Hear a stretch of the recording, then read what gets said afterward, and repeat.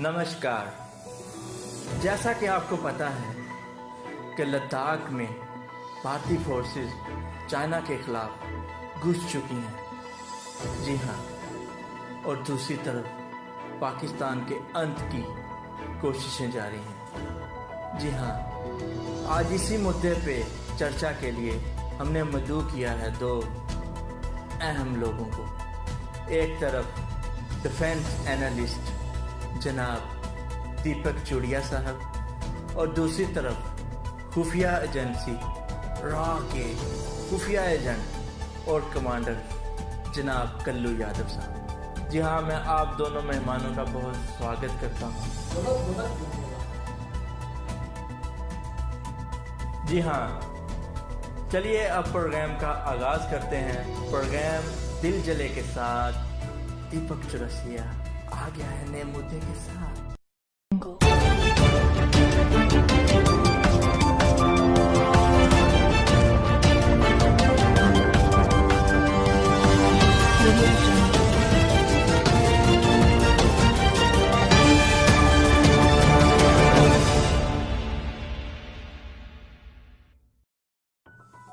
जी हाँ, कल्लू यादव साहब, हमारा पहला प्रश्न आपसे है। इस वक्त जो भी हो रहा है, आपके खुफिया रिपोर्टें क्या कहती हैं? जी हाँ, आप बताएं। जी हाँ, जिस तरह हमने चाइना में घुसकर चाइना की दुर्घटना कर दी, इसी तरह हम पाकिस्तान की भी दुर्घटना ये क्या बोल रहे हैं आप? झूठ बोले जा रहे हैं, झूठ पे झूठ बोले जा रहे हैं। वहाँ हमारी इंडियन सेना माफिया मांग रही है चाइना वालों से कि हमें जाने दो। मेरे सूत्रों के अनुसार हमने चाइना की दुर्घटना ऐसी कर दी है कभी पाँव पे खड़ा नहीं हो सकेगा। सारे आपके सूत्र सारे झूठ हैं। वहाँ पर इंडियन सेना माफिया मांग रही है उनसे। ये बंदा बिक चुका है, इसको बाहर से इमदाद आती है, रुपयों में डॉलरों में ये पैसा मिलता है। बिक चुका है। सच बताएं, आप क्यों झूठ बोलते हैं? आपको पता भी है। मैं झूठ नहीं बोल रहा, मैं इंडियन रॉ का 4 साल खुफिया एजेंट रहा हूँ। दीपक जी ये झूठ बोल रहे हैं। आपको पता होगा वहाँ पर इंडियन सेना माफिया मांग रही है चाइना वालों से कि हमें माफी दे दें, हमें जाने दें। लेकिन ये है कि ये झूठ पे झूठ बोली जा रहे हैं। शांत हो जाए दीपक और कल्लू साहब, शांत हो जाएं, शांत हो जाएं। जी हाँ दीपक साहब, अब आपको मौका दिया जाता है। आप क्या सोचते हैं इस बारे में? देखिए दीपक जी, जो इस टाइम सिचुएशन चल रही है वहाँ पर वो ये है कि एक तो हमारी इंडियन सेना ने लद्दाख पर हमला किया पहले, उसके बाद चाइना वालों ने जब घुस के हमें मारा तो फिर दीपक जी ये बंदा बिक चुका है। ये आप झूठ मत बोलिए, मुझे ये इस वक्त पाकिस्तान की जुबान बोल रहा है। करवाइए जब तक इस तरह के गद्दार हमारे देश में मौजूद है। मैं सच बोल रहा हूँ, आप चुप करिए। देखिए दीपक जी, वहाँ पर ये अगर आपको पाकिस्तान से इतना प्यार है, आप पाकिस्तान चले जाए। मैं सच्चाई पे बात करता हूँ, मैं वो सच बता रहा हूँ जो आप छुपा रहे हैं। देखिए दीपक जी, वहाँ पे इंडियन सेना इस टाइम पूरी फंस चुकी है। वो इंडियन सेना उनसे माफिया मांगने पे तुली हुई है। आपने अपनी देशभक्ति कितने टकू में बेची है? आप पाकिस्तान पे सच को छुपा रहे हैं। सच को क्यों छुपाते हैं? आप बोलते क्यों नहीं? चंद टकू की बना पर ये बंदा बिक चुका है। यादव और दीपक साहब प्लीज चुप रहिए। पढ़े लिखे और इतने बड़े रॉ के एजेंट ऐसे लड़ रहे हैं, अब हम क्या सोचेंगे? जी हाँ, चलें आप कल्लू यादव साहब, आप प्लीज चुप रहिए, चुप रहिए। आप दीपक साहब आप बोलिए प्लीज, आप प्लीज बोलिए। कल्लू यादव साहब आप नहीं बोलेंगे। देखिए दीपक जी, अगर ऐसे ही चलता रहा तो भारतीय सेना को मुंह की खानी पड़ेगी, जैसा कि हमेशा ये खाती गई। भूल गए सर्जिकल स्ट्राइक घुस के मारा था पाकिस्तानियों को हमने। बस कर दो। मैंने देखा था वो दरख्तों को गिरा के आए थे। वो दरख्तों को गिरा के आपने बहुत शोखियां मारी थी। हाँ, पर सईद के सारे टेंट तबाह कर दिए हमने। हाँ मैंने देखा भाई, मैंने देखा। आपने जो वहाँ पे सर्जिकल स्ट्राइक की बहुत कामयाबी मिली। कितने दरख्त को उड़ा के आए आप? 6 दरख्त उड़ा के आए, अपना पायलट गिरा के आए। वहाँ पर उसको उन्होंने उठा लिया। कहाँ गिरा हमारा? अभिनंदन तो इधर ही बैठा है। दया खा के हम पे छोड़ दिया है उन्होंने, हम पे रहम खाया, दया खाई है। दीपक जी ये बंदा इस वक्त पाकिस्तान की जुबान बोल रहा है। पाकिस्तान जो इसको बताता है ये वही बोलता है। दीपक जी आपको पता है कि इस टाइम क्या सूरत हाल चल रही है। ये बंदा कम बकवास करी जा रहा है, झूठ बोलता है। मैं सच्चाई को सामने लाने की कोशिश कर रहा हूं। ये बंदा गद्दार है, भारतीय सेना के खिलाफ ही बकता है। शांत हो जाए दीपक और कल्लू साहब, शांत हो जाएं, शांत। देखिए दीपक जी, जब तक हमारे ये कल्लू यादव जैसे लोग और हम जैसा मीडिया जब तक यहाँ मौजूद है, हम सिर्फ फिल्मों तक या मीडिया तक ही हम जीत सकते हैं, इसके अलावा हमारी जीत का कोई चांस नहीं है। मुझे तो कोई नजर नहीं आता कि हमने कोई जंग जीती हो, जब तक ये मीडिया हमें दिखाती रहेगी कि हम जीत गए, भारतीय सेना घुस गई, झूठ पे झूठ बोलेंगे। और ये कल्लू यादव जैसे लोग ऊपर से और झूठ बोलते हैं। मुझे तो ये सोच जाना है। और ये कल्लू यादव लोग जैसे लोग आपने बिठाए होते हैं जो झूठ पे झूठ बोलते हैं। जाओ पाकिस्तान चले जाओ। मेरे दर्शकों, मैं बहुत क्षमा प्रार्थी हूँ आप सबसे।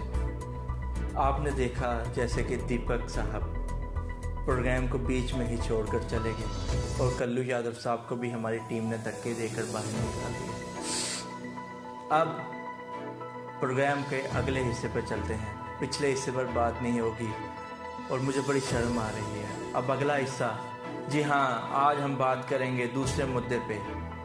एक जासूस और भेजा, हमारी भारतीय सेना ने फिर पकड़ लिया। जी हाँ, मैं बात कर रहा हूँ उसी कबूतर की जिसकी ट्रेनिंग दी गई जैश ए मोहम्मद की तरफ से।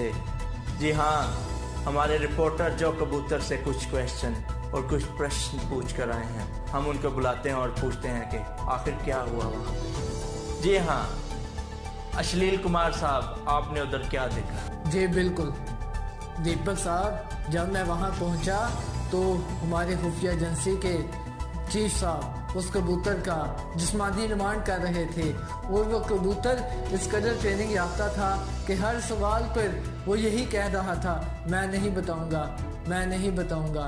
तो चीफ साहब ने फिर गुस्से में आकर उसे एक दिन की तो छोड़ दिया। जब मैं अगले दिन वहाँ गया तो उस कबूतर ने मुझे भी कहा, आ गया तू जवान होकर।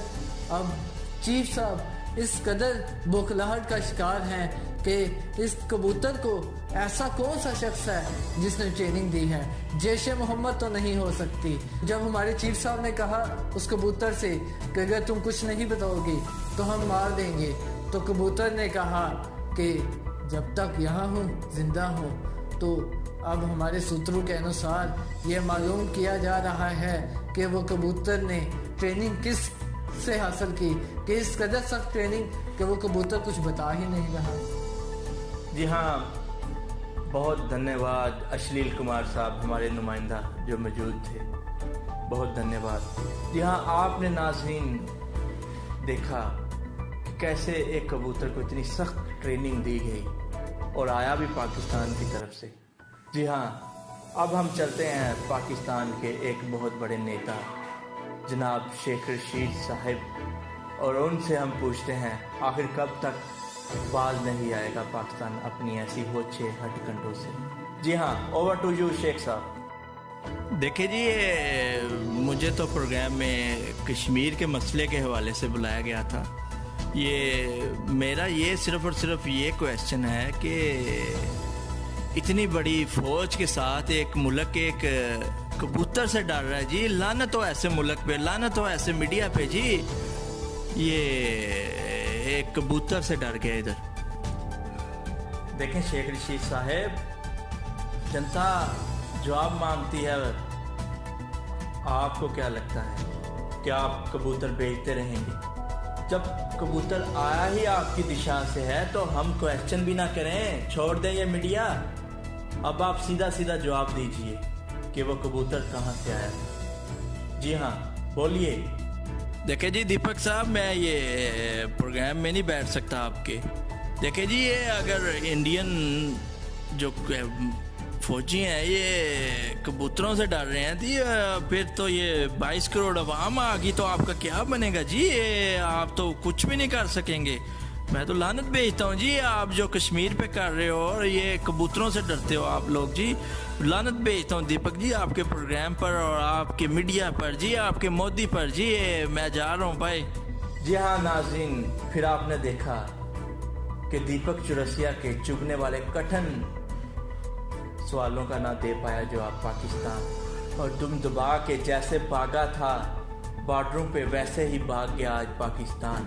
जी हाँ, प्रोग्राम का हम इस वक्त इख्तिताम करते हैं। जी हाँ, प्रोग्राम दिल जले के साथ दीपक चौरसिया कल फिर आपकी खिदमत में हाजिर होगा। नमस्कार।